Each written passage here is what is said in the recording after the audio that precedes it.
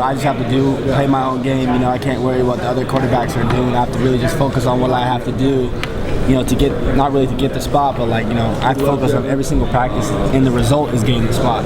So I'm not saying, oh, I need to start, I need to worry about each play, learn from it, and get better.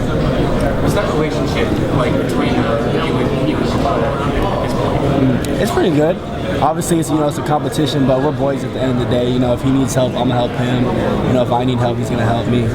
Can you learn from guys like Jeff Locke or Taylor Allen that have been around for a long time and kind of been advisory kind of position? Yeah, their whole knowledge of the offense and just the game of football, you know, is incredible. You know, whenever I need help, I can easily go ask them. They'll easily respond, and they'll go in depth on what I need to know and what I have to do. So when I made mistakes today, they said, hey, you got to do this, and this, and I take it in and I apply it to the next play.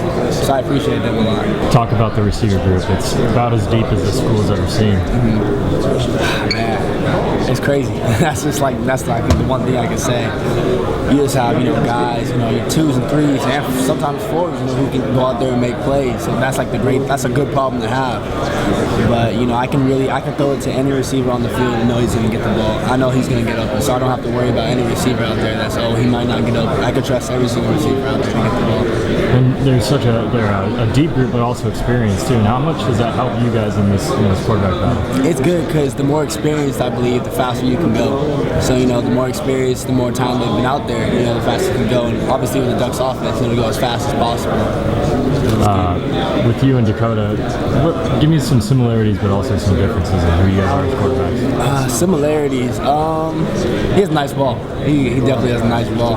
You know, I wish mine was as good as that, but one day, you know, be that nice. You know, it's got a lot better, but he throws a very nice ball. But his pocket presence is very good. I believe mine's gotten a lot better, and I got to continue to work on that. And differences, I think it's too early to really say the difference. I really don't remember spring ball, to be honest, but we'll have to see later on in fall camp, you know, really the differences between us. So you have experience within the program, been in it longer than he has, but he's got more game experience. Yes. How do you draw from each other? You know, how do you learn from him and his game experience? How does he learn from you and your program experience and offense? Yeah, definitely. I know in spring ball we had like a 2-minute drill, and I believe that's when game experience really came in.